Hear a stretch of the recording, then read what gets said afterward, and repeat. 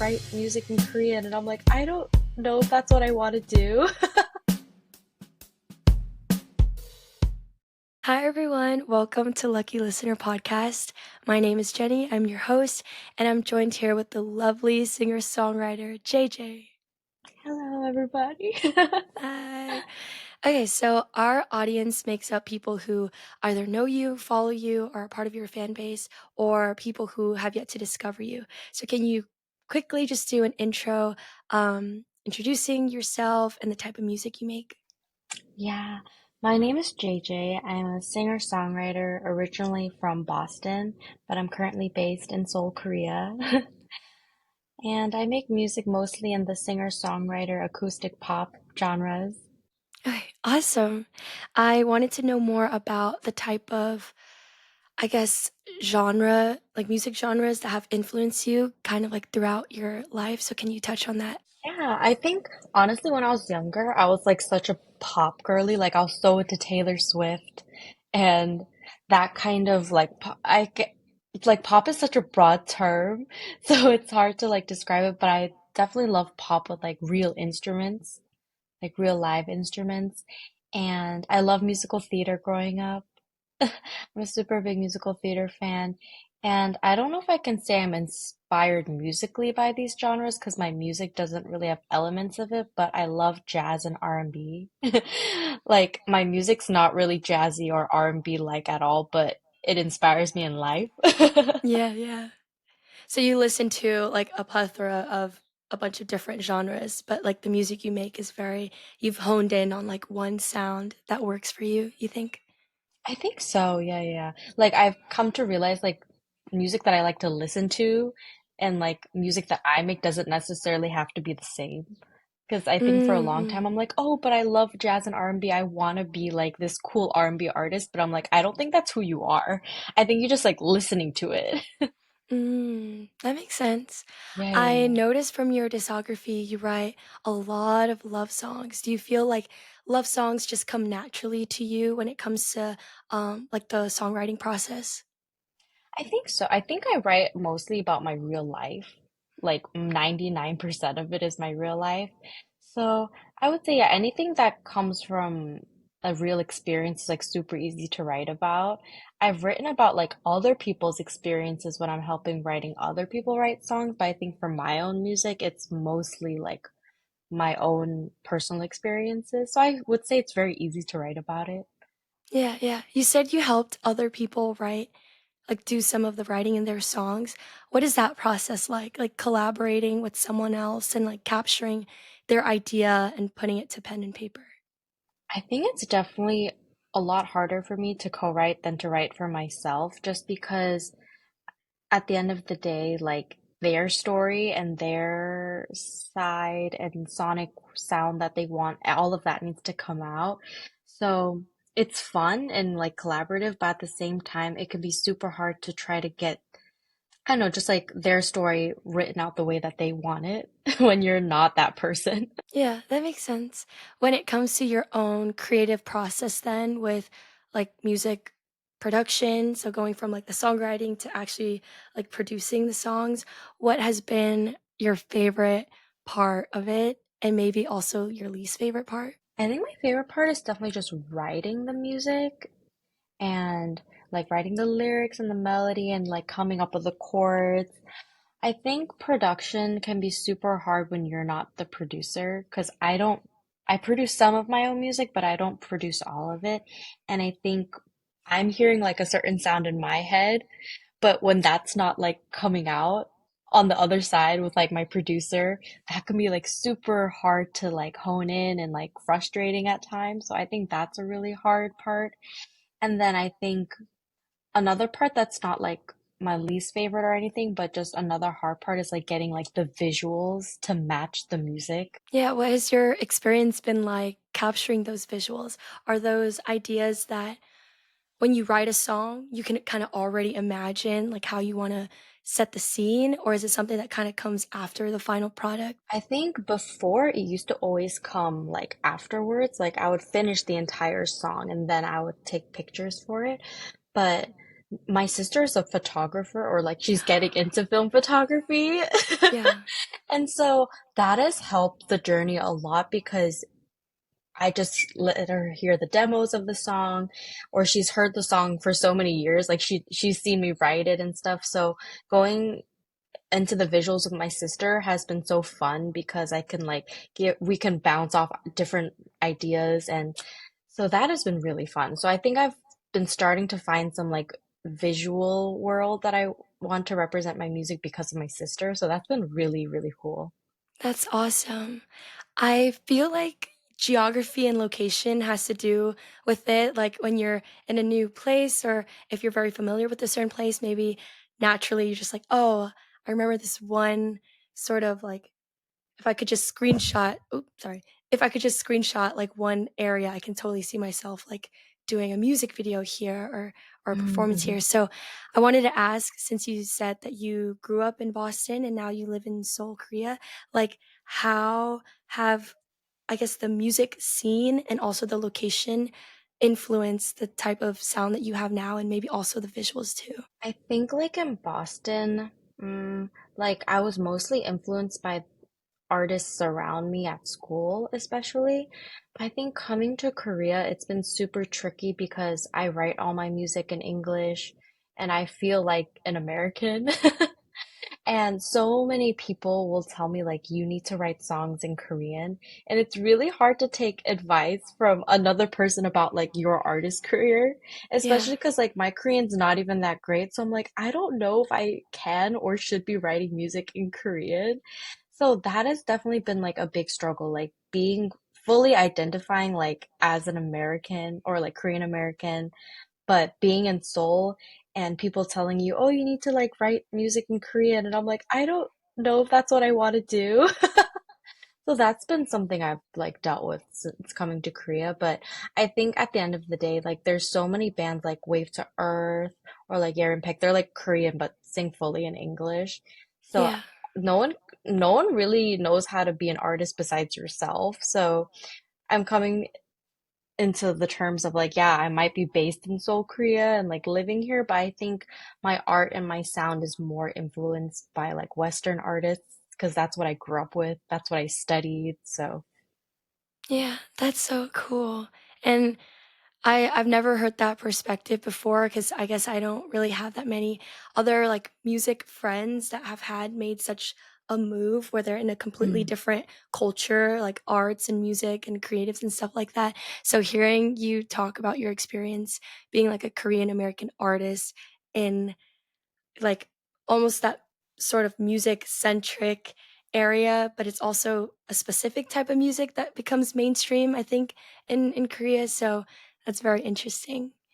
I wanted to ask you more about your schooling. So you went to Berklee College of Music, correct? mhm.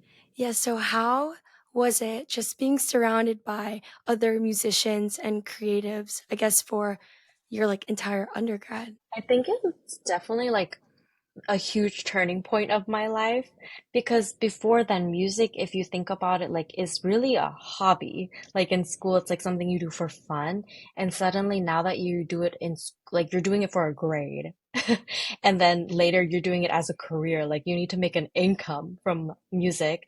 So I would say it was a huge turning point in my life, and being surrounded by so many talented people was such a big blessing for me. I think I learned so much from the people around me and gained so much.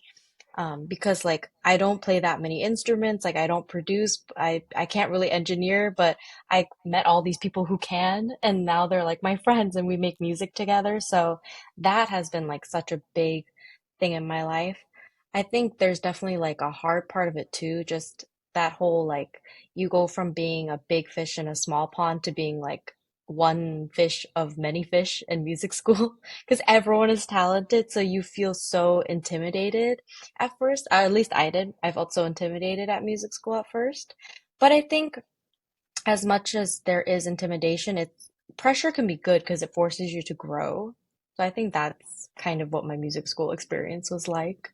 Yeah, yeah. And I bet that pressure, like you said, was healthy because it was coming from like yourself, your peers, and I guess also your professors when their goal really is to uplift you. So I hope Mhm. that's the experience. It sounds like you had a positive experience rather than people kind of breathing down your neck about your art and the way things Mm. should, I guess, go. Like you did not have that experience, right? Where I think I had a very positive school experience. I know like that not everyone can say the same about it.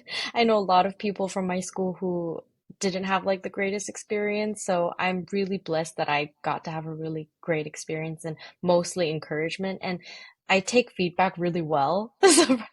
So I think I grew a lot. okay, that's good. And in this, I guess, career or like music journey path, there's Mhm. a lot of like evolving and learning about yourself and like you said, taking feedback. So the fact that that's your mindset and attitude, I think that's like really healthy and is setting you up for success. Hopefully. Yeah, yeah. I hope. No, you got it. You're already there. Like you have an EP. Do you have multiple EPs? I think I saw And Again. I I have like one that one. EP and then a couple of singles. I think like maybe six. Yeah, yeah. Your latest release was in February, and I wanted hmm to know since then, have you had any other ideas spark? Like, are you constantly writing, or is it like in this period right now, it's kind of, no, I'm not writing so much. Like, where are you with that? I think I'm not writing as much, but more producing out the songs I've written like in my college days and in my early 20s. So it's definitely been a real learning curve, like taking songs you've written so acoustically and stripped back and suddenly like creating a whole production for it. So that's kind of the stage I'm at right now is producing all my songs. Do you feel pretty experimental when it comes to like being able to add in like other instruments and other different sounds that maybe acoustic can't capture? I think that's like the stage I'm at right now. I think I've had such a hard time grappling with two sides. With one side is like I want all my music to sound like cohesive and the same and like everything to be this like singer-songwriter acoustic vibe, but at the same time I want to experiment and find my sound at the same time. And so I think this year, like I've committed to releasing 10 songs, like not as an EP, not as an album. So it really just, nothing has to really be cohesive because they're all singles. And at first it was really hard to like grapple with that. I'm like, who releases 10 singles, you know? Like most people just put that all together in an album, but I'm like, I want to experiment with different sounds and different genres and different producers, different collaborators. So I'm kind of seeing it as a blessing to get to even experiment. Because I think if you have like a lot of fans that expect a certain sound from you, you can't really even experiment because fans are like, oh, this is not like the JJ I know. But I think right now, like, I still have so much room to explore different sounds and different type of genres. So that's what I'm trying to do this year. Yeah, that's so exciting, and I agree. I see it a lot, that, like, discourse that fans feel whenever their artist, like, goes more rock than they are, like, Yeah, yeah, pop or yeah, more yeah. country, and then they're like, "What is going on? Like, this is not who Yeah, I'm yeah, yeah, supporting." yeah. It's very interesting how, like, culty and fans get, I don't know. What do people call it? Like a parasocial relationship with Yeah. their artist. Like, I want you to have a cult following. Don't get me wrong. I want you to have like a very loyal fan base. But I do agree, like now is probably one of the best times for you to be able to experiment with your music. Yeah, yeah, Would you yeah. consider yourself a full-time musician right now? I mean, my day job, surprisingly, I'm an A&R actually. Are you serious? So you Yeah. work in music business and you're an artist too? Yeah. Oh my god, I need to talk to you because Yeah. this is this podcast is kind of like my way to tap into music marketing and music Mm-hmm. business. But in my core, like I would love to write and produce a couple songs. Do I want to be Mm-hmm. like a music artist? Not hmm necessarily. Like I would just like to do it for fun. But I think it's hmm so awesome to meet someone else that's kind of like at the back and front end of like the Yeah. music industry. So, oh my God, I need to ask you more questions about that. So with A&R, I guess how does that lend itself to you also being an artist? Because you're looking for other talent and you are the talent. That's such a good question, honestly. I've been thinking about it a lot these days where I'm like, is it, because obviously like A&Ring to me is like my day job. Like I don't see being an A&R as my dream. Like it's really just a way to get paid and like learn more about music business, but I wouldn't say like 30 years from now, that's what I want to retire doing. I want to retire being a singer-songwriter and an artist. So I thought a lot about how is this helping me in my career, but I definitely think learning the logistics and learning to take your emotions out of the promotion and the negotiation and contracts of your music is so important. I think when I was just an artist, everything was such an emotional decision, like the songs I release and what I write about was so emotional. But I think being an A&R, you kind of learn to see the fans' perspective and the audience perspective and the label perspective. And so that's been a huge learning lesson. It's like Yeah. not everything needs to be an emotional decision. Like sometimes you got to do things because that's the trend right now. Or Yeah. sometimes you got to do this because that's what the label wants. Like I'm coming to learn more about that. Yeah. I think that's I like that you look at it as an opportunity because I do know some other maybe individuals that are they have much more of like this dissonance with, Yeah. I just want to be a singer-songwriter. All I want to do is make music. But then that's only maybe, a little bit of the path, a little bit of the Hmm. ways. And the other ways, now you need to get people to listen to you. And there are Hmm. strategic, very like purposeful, intentional ways that like a label can help you or you can help yourself really get the people to listen. And sometimes it is like making that silly TikTok. Like It it is is. It really silly, but is. it does help you reach people. And so for me and wanting to be someone a part of the music business, like I see, social media as a tool and I see like the need for Mhm. it. So when artists say, I'd really like to just make the music, I admire them already for all the hard work that comes with like writing and producing. And I'm like, there's more to it. So I have a lot of respect for independent artists because they Mm-hmm. they really have to juggle it all. Do everything. Yeah, crazy. Yeah, yeah. So as an A&R, I don't know if this is like an appropriate question to ask, but can you just pick yourself as the talent and join That'd be and join the label? no, surprisingly, so many people have said similar things. They're like, why don't you just join your company like as a writer? Like, why don't you just join as an artist? I don't know if my CEO would like that idea. I mean, maybe what like there's no like saying like 100% that's not possible, but Okay. I definitely view my A&R life and my artist life like in terms of like working completely separate. Okay, And that makes I think sense. especially working as an A&R too, I'm because so many people like want to get signed. They want a label deal or a management deal. And having worked as an A&R, I'm like, I don't want that actually. I want to be an independent artist for as long as possible. Wow. Because one of my questions later was going to be Hmm. like advice you would give to anybody starting out with music.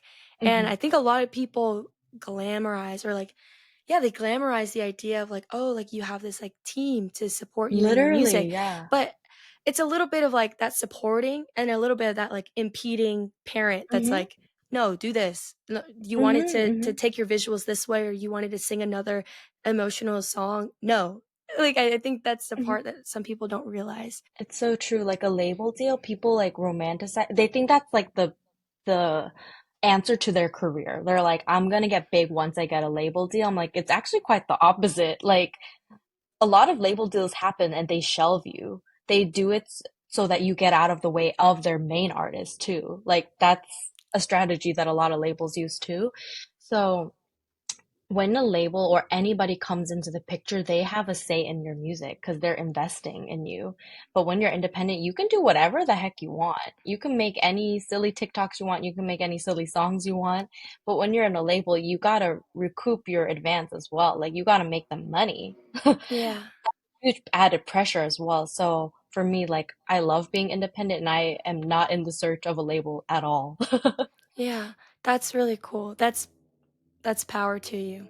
Because Thank you. I'm a huge advocate for like full creative control. For example, like this podcast, I right now it's just me and my little mind being like, "Okay, I'm going to make this or I'm going to film with Hmm. these people." And I've obviously like curated right now all the artists that I want Hmm. on. Hmm. And you've fortunately been somebody, like, to have reached out to me, so I for this, if I had somebody telling me, like, "Oh, this is the way you have to do it," rather than, like, Yeah. you know what Like, a, like, or like get soft this sugge artist or whatever, whatever. yeah. You know what a soft suggestion is? When someone's like, "Yeah, you could do that." You know, like a soft suggestion? Ah, I uh-huh. think I prefer, like, a soft suggestion, like, "Oh, have you considered this?" Rather than, Mm. "No, this is what you have to do." But Yeah. I'm also just a very stubborn person to begin with, so I I would have to fight that, I think. But that's really cool. Thank you for sharing your experience with being an A&R and also being the talent because Of that course. is I such like saw on your pilot episode that you like oh, thought go for it. about A&Ring, so I'm like, if you ever want to be an A&R or get connected in that world, text me. Like, for JJ, are reals. you serious? Yes, of course. Wait, that's so cool. Should I move to Seoul, Korea too so we can work in the same label? It's too hot over here, so tell me if Oh, Seoul, Korea is better it's really weather. hot over here too, but Okay. but it's Okay. crazy because so many K-pop labels now are like connected to like Western labels as well, like Sony, Right. Universal, Warner, all that. So if you're ever interested in A&Ring, let me know. I'll connect you. Oh, that sounds awesome. But thank you for listening to the pilot episode. It came out Of yesterday, course. so um that's insane. I'm happy to start. It was happy for me to have that one episode for myself, but I'm really excited to start releasing with the other artists that I've had on. And obviously I'm excited for other people to see all the wonderful insights that you have on the music industry and your own music too. Oh, cuz I like your lyrics. I like your lyrics. Thank you. They hit me right in the heart. So, when it comes to music marketing, we talked about the silly TikToks, but I Mhm. did want to ask you how you tend to go about, I guess, promoting yourself. Mm. I think like in the past, I think the main was like doing concerts and like recitals. Like I would have like a EP release concert or like a single release recital. And that was one way. And I think that's such like, it is like somewhat an old-fashioned way to go about it, having like a live show. And I think where I kind of reached my limitation is all the people coming are like your friends and family. They're not necessarily like active listeners. They're just people who want to support you because you're having a concert. And so I think with like TikTok or social media, for the longest time, I've like made TikTok accounts, deleted them, made it, deleted it. And now I see it as like a fun, silly project, if that makes sense. Like, I really resonate with like the saying, just like make it exist and make it good later. And someone said on TikTok like that like 200 view jail. I don't even see it that way anymore because 200 people is like a sold out movie theater. And I'm like, you're so right. Like, that's so true. And so now I just see posting on TikTok every day as like my little like hobby. So it's actually gotten really fun for me, but definitely at the beginning of my career, I think it's like just overthinking. It's like, oh, I need to post like good quality content. But my favorite songs that I found on TikTok, it's literally someone like lip syncing in the car to their song. Like, Yeah, yeah, and that's when I realized, like, oh, just like do that too. Like, the music is the product. Like, if the product is good, no matter what kind of content you make to promote it, like, people are gonna find it. So that's my mindset on it these days. yeah. I like that. Like, just let it exist, make it good Mm-hmm. later. You know, with the algorithm, I think there are a Mm-hmm. bunch of ways to try to like hack the algorithm and like, Mm-hmm. do the absolute best you can. But I also see like imagine putting, your entire effort into like you post it at the right time. You put the right Mm-hmm. hashtags, you have like the most funny trend and maybe it just doesn't work out for you. I think that would be such like a you know, like a sting. Yeah. So it's just better just to, make it fun for yourself and to just put it out as you are willing to. Yeah. Yeah. So that that's a really good mindset, like I said, with TikTok. Just make it fun and silly. My next question is about your songs and how they're really personal. You said most of them, 99% was your own statistic. Um, are from like your own personal life experiences. So I wanted to know in capturing these, I guess, like vulnerable moments and lyrics, how much of like a perfectionist have you become with like getting the story right or just like having the right sound to your songs? I think like the part about perfectionism that's so hard is just working as an A&R, like your ears so used to like these polished professional level of songs. And when I hear my songs and I feel like it's not at that threshold, that's where I feel this pressure that it's not perfect, quote unquote. But I think I'm realizing now too, like, you're gonna have to make a lot of bad stuff before you get to the good stuff and reach that threshold, like in any other career too. Like, even if I was like an athlete or like a chef, like, you're gonna have to make a lot of bad food before you become a good cook. That's how I like view my music too. It's like, it's obviously not perfect right now, but I always tell myself if this is as perfect as you can make it right now, then you should release it and let the world see it for what it is. It's really hard. It's a really hard struggle. Like one day you're like, I love this song so much, and the next I listen to it, I'm like, actually, I hate it. I'm never releasing it. Oh no. When do you know when you're like done with the song? Like, oh, this is good to go. This was the best. Mm. Like, what moment is that for you? I think for me, like, I mean, definitely like realistically, like when I get the master, I'm like, okay, this sounds like good enough. It's good to go. But also at the same time, like if there's like a message or something I still want to say with that song, I think that's when I release it. Like it's something that I hope someone else hears what I'm saying. I think that's when I release it. Okay, that makes sense. Do you always have your friends or your family kind of like review the master before you're like, okay, I'll send it out, or you kind of trust yourself, like I don't, I'm good, and it I goes out. think I like always play it for like my mom and sister, but not like in a way of like, oh, can you give me feedback? It's more of just like, okay, this is what I've created. Regardless Oh, of the that's feedback, nice. it's going out in the world. It's here's a preview. And they're like, thanks for the free concert. Yeah, and they're like they're not like musicians, right? So they're not listening to like the mix or the master or like certain they don't even know what like instruments are in the song. But I think for them they always are like, "Oh wow, like I love this like lyric or I love this melody." So it's really nice to hear something positive before you release it into the world with so much um like with the potential of any feedback coming back. At least my family thought it was nice, so I'm like, "Okay." Yeah, and that's very sweet. It sounds like you have a really great support system around you. Yeah. Yeah. Yeah. So for this next part of our podcast, I wanted to do the little creative segment. So this is Mhm. called playlist prescription. There'll be like a cute little PNG graphic on the screen now. And for the playlist prescription, I've had people submit either a situation or a conflict that they need a playlist to help cope with. And I handpicked one that I think you will be the best person to help me um, create this playlist. So you can add a couple of your songs from your discography, and I'll go ahead and add some from other artists as well. And we will then upload this later to Spotify on the LLP account. That's so So exciting. I know, I know. So, so we got to make a good playlist. So the situation that we have today is someone needs a song to help them with love blindness slash Mm, oblivion. mm, Okay, so they feel like they're really, really in love, that they might mm, be overlooking some things, or that's the mm. experience they had in their They're relationship. colorblind. They're They ain't seen the colorblind. red flag. They did not see the red flags, bright red. So, They're seeing all colors but red.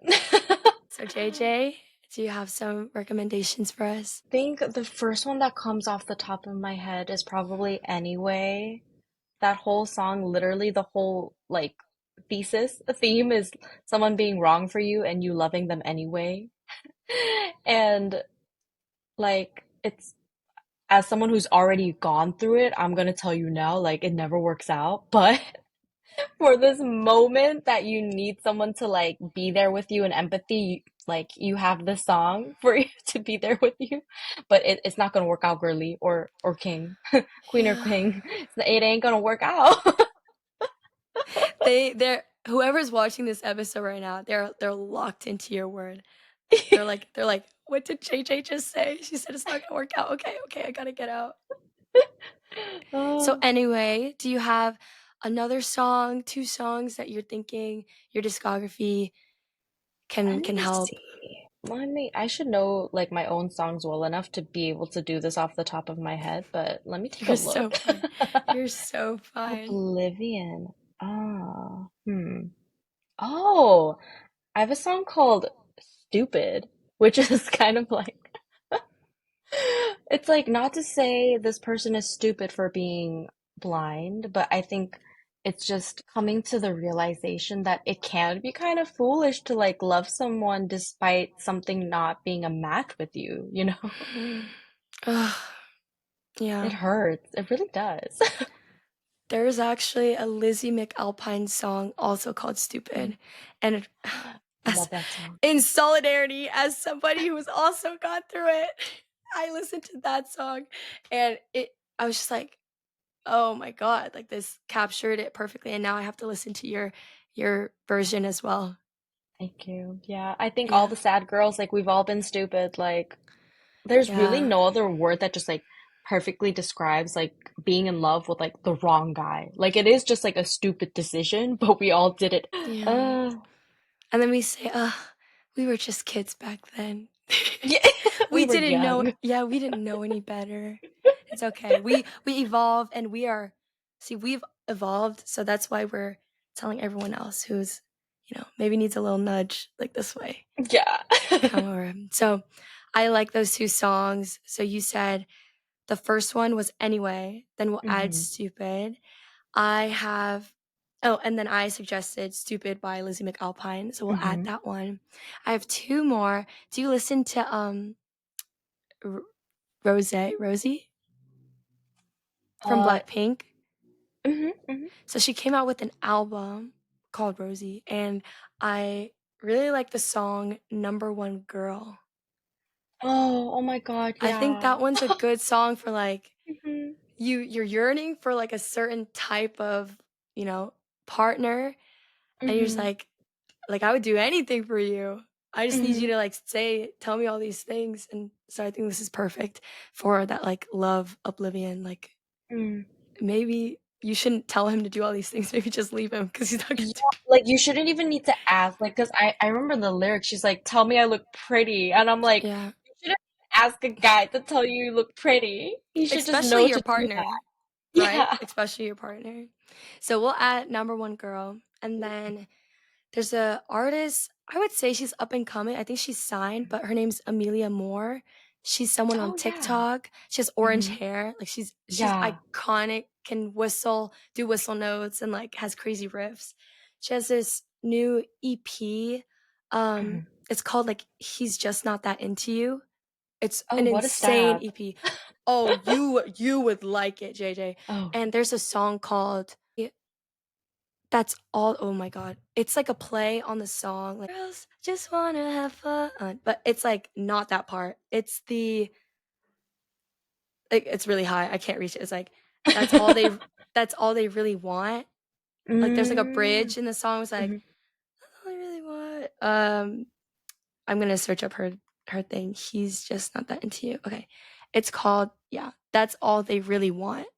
And it's just, Mm. like, her talking about these either it's, like, multiple experiences, I think it is multiple experiences of just, like, guys wanting to just have fun. And, Mm. like, that's all they Mhm. want. So if you're in love oblivion or love blindness and you're, like, justifying how someone's treating you and they're treating you poorly, the song's kinda like, that's all they wanted to do was to just have fun. Like, they never took it serious to begin with. Mm. They Yeah, weren't in for the commitment. I'm so sad. that. So I think we just made like the most sad girl hours playlist to ever exist. So I'm gonna say I'm sorry, but you're welcome. JJ and I are yeah, we've done our due We're rooting diligence. for you. We're rooting for you. We wish you all the best. We hope a very handsome prince or princess or whoever comes into your life and saves you Yeah, like from see you that. on the flip side. Like see you on Yeah. the other side of that.